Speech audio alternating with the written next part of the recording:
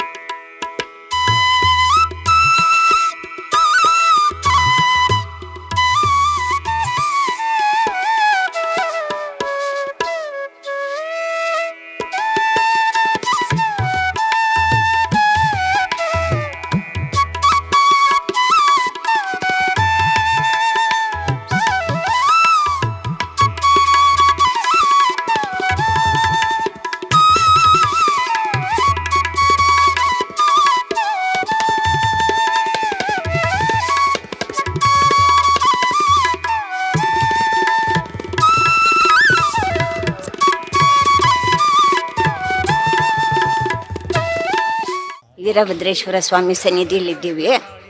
ಭಕ್ತಾದಿಗಳೆಲ್ಲ ಬೇಕಾದಷ್ಟು ಜನ ಬರ್ತಾರೆ. ಅವರ ಕಷ್ಟ ನಿಷ್ಠುರ ನಿಂದೆಗಳನ್ನೆಲ್ಲ ಪರಿಹಾರ ಮಾಡ್ತಾನೆ ಸ್ವಾಮಿ. ತುಂಬ ಅನುಕೂಲ ಇದೆ, ಒಳ್ಳೇದೆಲ್ಲ ಮಾಡ್ತಾನೆ ಪರಮಾತ್ಮ. ಅವನ ಆಶೀರ್ವಾದ ಎಲ್ಲರಿಗೂ ಭಕ್ತಾದಿಗಳಿಗೂ ಚೆನ್ನಾಗಿದೆ.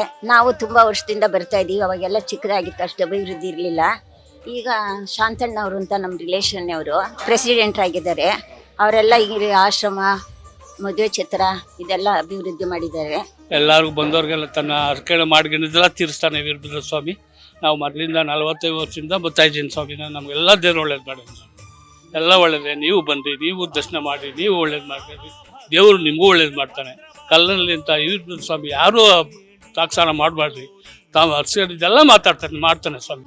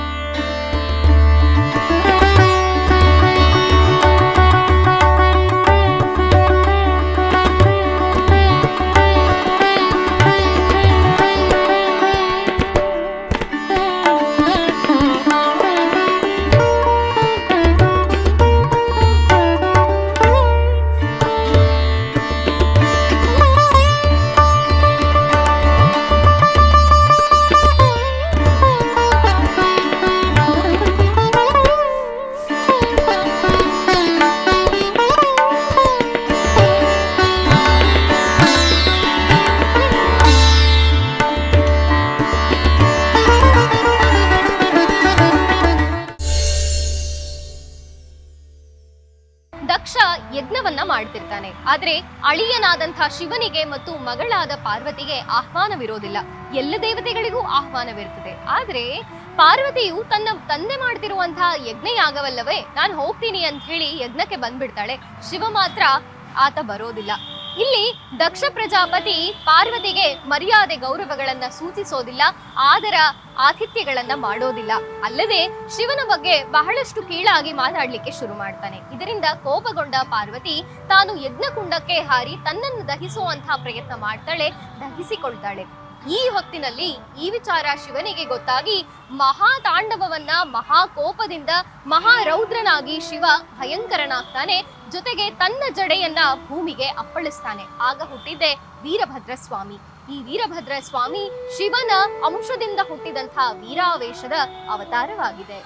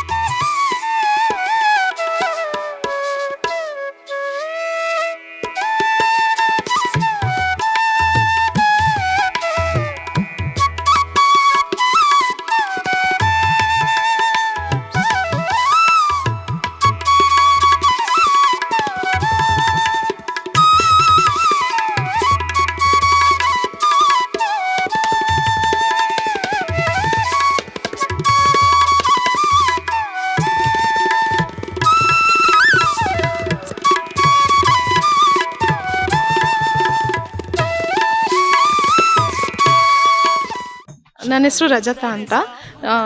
ನಾನಿರೋದು ಬ್ಯಾಂಗ್ಳೂರು, ಬಟ್ ನಮ್ಮ ತಂದೆಯವರೆಲ್ಲ ಬಿಡ್ದಿನಲ್ಲಿರೋದು. ಅವ್ರ ಮನೆ ದೇವ್ರಿದು. ಪ್ರತಿ ತಿಂಗಳು ರುದ್ರಾಭಿಷೇಕಕ್ಕೆ ಕೊಡ್ತಾರೆ. ಸೊ ಪ್ರತಿ ತಿಂಗಳು ಬರ್ತೀವಿ ಪೂಜೆಗೆ ಅಂತ. ತುಂಬ ವರ್ಷದಿಂದ ಮುಂಚೆ ಎಲ್ಲ ವರ್ಷಕ್ಕೊಂದ್ಸರಿ ಕೊಡ್ತಿದ್ವಿ, ಇವಾಗ ಪ್ರತಿ ತಿಂಗಳು ಪೂಜೆಗೆ ಇಟ್ಕೊಂಡಿದ್ದೀವಿ. ಸೊ ನಮ್ಮ ಮನೆ ದೇವರಲ್ವಾ, ಸೊ ಹಂಗಾಗಿ ನಾವು ಮಾಡ್ಕೊಳ್ತೀವಿ. ತುಂಬಾ ಶಕ್ತಿ ಇದೆ. ತುಂಬಾ ಹಳೆಯ ದೇವಸ್ಥಾನ ಇದು. ತುಂಬಾ ದಿವಸದಿಂದ ಬರ್ತೀವಿ, ಹೋಗ್ತಾ ಇದ್ವಿ. ಬಂದವ್ರಿಗೆಲ್ಲ ಚೆನ್ನಾಗಿ ಒಳ್ಳೇದಾಗ್ತಾ ಇದೆ. ತುಂಬಾ ಅಪೂರ್ವ ಕಾಲದ ದೇವಸ್ಥಾನದಿಂದ ಎಲ್ಲರಿಗೂ ತುಂಬಾ ನಂಬಿಕೆ ಜಾಸ್ತಿ ಇದೆ ದೇವ್ರ ಬಗ್ಗೆ. ನಾವು ಸುಂಕದಕಟ್ಟೆ ಮಹದೇಶ್ವರ ನಗರದಿಂದ ಬಂದಿರೋದು. ನಾನು ಬರೋದಿದು 2ನೇ ಸರಿ ಬರ್ತಾ ಇದ್ದೀನಿ. ಚೆನ್ನಾಗಿ ಆಗಿದೆ. ಇಲ್ಲಿ ಬಂದು ಮನ್ಸು ಬಂದಾಗೆಲ್ಲ ಇವರು ಗೊತ್ತು, ಇವ್ರು ಕರ್ಕೊಂಡ್ಬರ್ತಾರೆ ನಮಗೆ.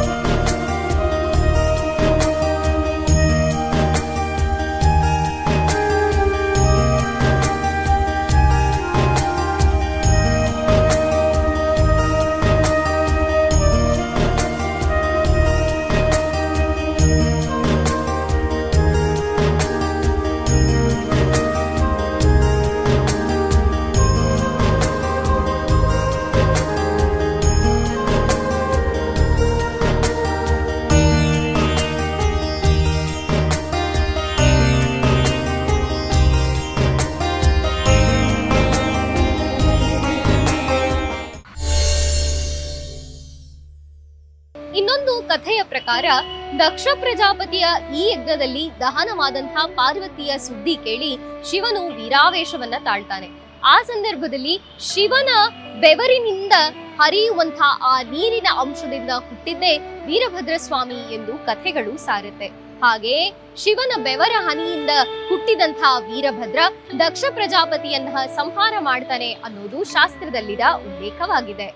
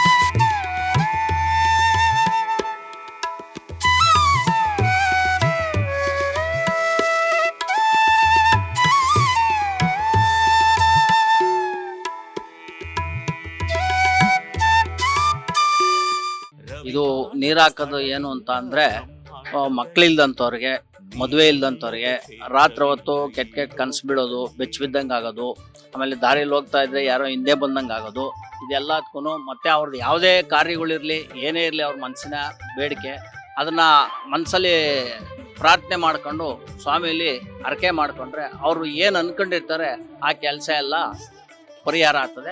ಅವರು ಆ ಪರಿಹಾರ ಆದ ನಂತರ ಅವ್ರ ಕೈಲಾಗಿದ್ದು ಸೇವೆ ಏನೋ ಅವ್ರಿಗೆ ಏನು ಮನಸ್ಸು ಬರ್ತದೆ ಆ ಥರ ಸೇವೆಯನ್ನು ಮಾಡ್ಕೊಂಡು ಹೋಗ್ತಾರೆ. ಇದು ಹಿಂದಿಂದ ನಡ್ಕೊಂಬಂದಿರ್ತಕ್ಕಂಥ ಪುರಾತನ ಕಾಲದಿಂದ ನಡ್ಕೊಂಬಂತಾ ಇರ್ತಕ್ಕಂಥದ್ದು. ಇದು 1900 ವರ್ಷದ ಹಿಂದೆ ದೇವಸ್ಥಾನ ಇತಿಹಾಸ ಇದು. ಈಗ ಹೊಸ್ದಾಗಿ ನಾವು ಏನು ಅಳವಡಿಸ್ಕೊಂಡಿಲ್ಲ, ಎಲ್ಲ ಪುರಾತನ ಕಾಲದ್ದೇನೆ ಇರೋದ್ರಿಂದ ನಡ್ಸ್ಕೊಂಬತ್ತಾ ಇದೀವಿ. ಭಕ್ತಾದಿಗಳಿಗೂ ಹಂಗೆ ಅನುಕೂಲ ಆಗಿದೆ. ಭಕ್ತಾದಿಗಳು ಅನುಕೂಲ ಇರೋದ್ರಿಂದ ಸೇವೆ ಭಾಳ ದೂರಗಳಿಂದ ಬರ್ತಾ ಇರ್ತಾರೆ. ಅವ್ರವ್ರ ಕೈಲಾಗಿ ಸೇವೆಯನ್ನ ಮಾಡ್ಕೊಂಡು ಹೋಗ್ತಾ ಇದ್ದಾರೆ.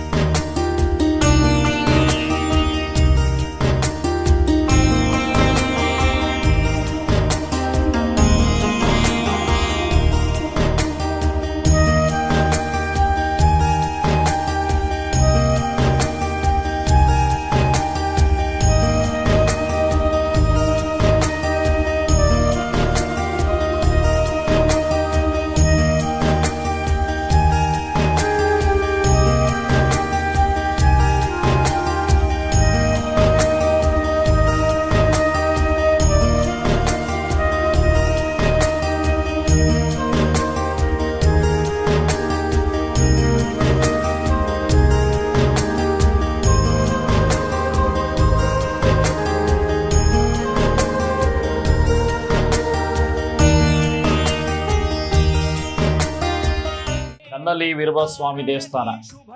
ಇಲ್ಲಿ ನಿತ್ಯ ರುದ್ರಾಭಿಷೇಕ ನಡೆಯುತ್ತೆ. ಏಕಕಾಲದಲ್ಲಿ 2 ಕಡೆ ರುದ್ರಾಭಿಷೇಕ ನಡೆಯುತ್ತೆ. ವಿರೂಪಾಕ್ಷೇಶ್ವರ ಅಂದ್ಬಿಟ್ಟು ಹಾಗೂ ವೀರಭದ್ರೇಶ್ವರನಿಗೆ ಏಕಕಾಲದಲ್ಲಿ ಮಹಾರುದ್ರಾಭಿಷೇಕ. ಈ ಥರ ರುದ್ರಾಭಿಷೇಕ ಎಲ್ಲ ಕಡೆ 21 ಗ್ಲಾಸ್ಗಳಲ್ಲಿ ಅಭಿಷೇಕ ಮಾಡಿದ್ರೆ ನಾವು 52 ಪಾತ್ರ ಸಾಧನಗಳಿಂದ ರುದ್ರಾಭಿಷೇಕ ಮಾಡ್ತೀವಿ. ಒಂದು ರುದ್ರ, ಒಂದು ಚಮಕ ಮೂಲಕ ವಾದ್ಯ ಸಮೇತ ರುದ್ರಾಭಿಷೇಕ ಮಾಡ್ತೀವಿ. ಇಲ್ಲಿ ಏನು ವಿಶೇಷತೆ ಅಂದರೆ ಮಂಗಳವಾರ, ಶುಕ್ರವಾರ, ಭಾನುವಾರ, ಅಮಾವಾಸ್ಯೆ, ಪೌರ್ಣಮಿ ಇಲ್ಲಿ ವಿಶೇಷ ಪೂಜೆ ನಡೆಯುತ್ತೆ. ವಿಶೇಷತ್ವವಾಗಿದೆ ಮಹಾರುದ್ರಾಭಿಷೇಕನೇ ಈ ಸ್ಥಳದಲ್ಲಿ ವಿಶೇಷವಾಗಿ ನಡೆಯುತ್ತೆ.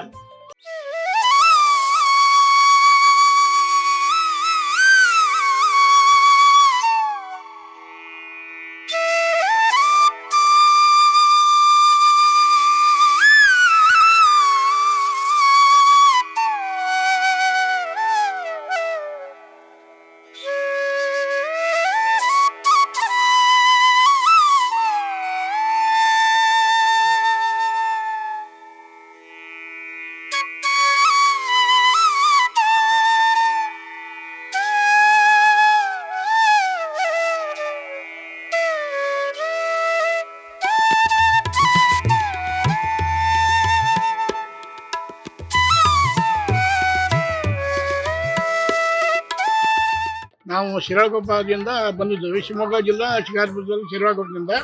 ಇದು ನಮ್ಮ ಸಿಸ್ಟರ್ ಇವರು, ಅವರು ಅಲ್ಲಿ ಇರೋ ನಮ್ಮ ಬ್ರದರ್ ಅವರು. ನಾವು ಇಲ್ಲಿ ಬೆಂಗಳೂರಿಗೆ ಬಂದಿದ್ವಿ. ಬೆಂಗಳೂರಲ್ಲಿ ನಮ್ಮ ಮೊಮ್ಮಗಳು ಎಲ್ಲ ಕೊಟ್ಟಿದ್ವಿ. ಇಲ್ಲಿ ಮೊಮ್ಮಗಳು ಇಲ್ಲೊಳಗೆ ಕೆಲಸ ಮಾಡ್ತಾ ಇದ್ದಾಳು. ಅದಕ್ಕಾಗಿ ನಾವು ಇಲ್ಲಿ ಬಂದು ಮನೆಗೆ ಬಂದಿದ್ವಿ. ಆಮೇಲೆ ಇವರು ನಮ್ಮ ಸಿಸ್ಟರ್ ಹೇಳಿದ್ರು ಈ ದೇವಸ್ಥಾನದ್ದು ಬಹಳ ಇದು ಪ್ರಸಿದ್ಧಿ, ಇದಕ್ಕೆ ಹೋಗಿ ಬರೋಣ ಅಂತ ಹೇಳಿದರು. ಅದಕ್ಕಾಗಿ ನಾವು ದೇವ್ರ ದರ್ಶನಕ್ಕೆ ಬಂದ್ವಿ. ಇವತ್ತೆ ಭಾಳ ಸಂತೋಷ ಆಗ್ತದೆ ನೋಡಿ. ಹಳೆಯ ದೇವಸ್ಥಾನ ಭಾಳ ಚೆನ್ನಾಗಿದೆ, ವಾತಾವರಣನೂ ಭಾಳ ತುಂಬ ಚೆನ್ನಾಗಿದೆ. ಅದನ್ನು ನೋಡಿ ನಮಗೆ ಭಾಳ ಖುಷಿ ಆಯಿತು.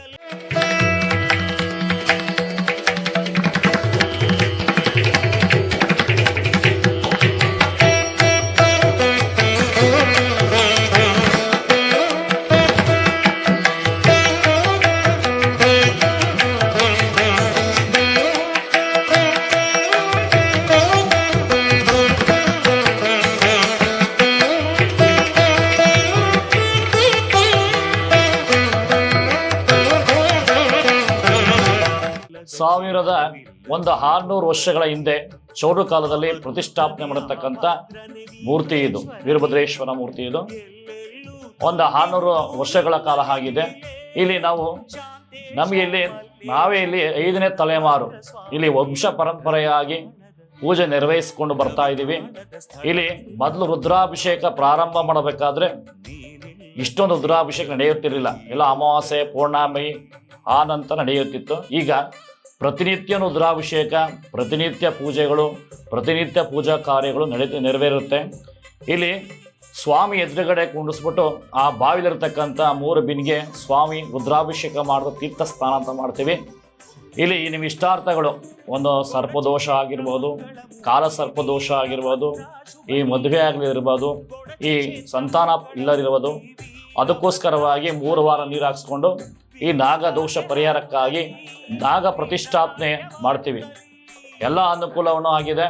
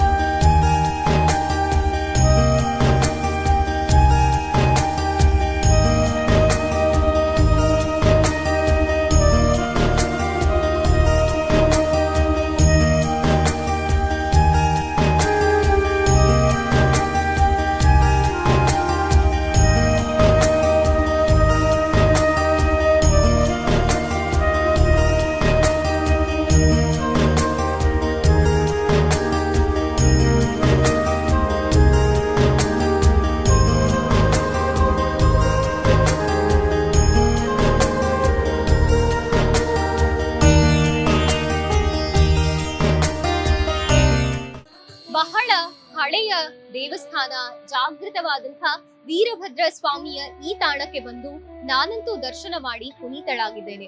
ನಿತ್ಯವೂ ಸಕಲ ಭಕ್ತರು ಆಗಮಿಸಿ ತಮ್ಮ ಇಷ್ಟಾರ್ಥಗಳನ್ನ, ತಮ್ಮ ಕೋರಿಕೆಗಳನ್ನ ವೀರಭದ್ರ ಸ್ವಾಮಿಯಿಂದ ಪಡೆಯುತ್ತಿದ್ದಾರೆ, ದರ್ಶನ ಅನುಗ್ರಹಗಳನ್ನ ತೆಗೆದುಕೊಳ್ಳುತ್ತಿದ್ದಾರೆ. ನೀವು ಖಂಡಿತ ಒಮ್ಮೆ ಈ ದೇವಸ್ಥಾನಕ್ಕೆ ಭೇಟಿ ನೀಡಿ ವೀರಭದ್ರ ಸ್ವಾಮಿಯ ಅನುಗ್ರಹಕ್ಕೆ ಪಾತ್ರರಾಗಲೇಬೇಕು. ಇದಾಗಿತ್ತು ಈ ಹೊತ್ತಿನ ವಿಶೇಷ ಪ್ರಭಾತಂ ಕಾರ್ಯಕ್ರಮ. ಮತ್ತೆ ಮುಂದಿನ ಸಂಚಿಕೆಯಲ್ಲಿ ಭೇಟಿಯಾಗೋಣ. ನೋಡ್ತಾ ಇರಿ ಅಶ್ವವೇಗ ಸುದ್ದಿವಾಹಿನಿ. ಇದು ಸತ್ಯಾನ್ವೇಷಣೆಯ ಓಟದಲ್ಲಿ.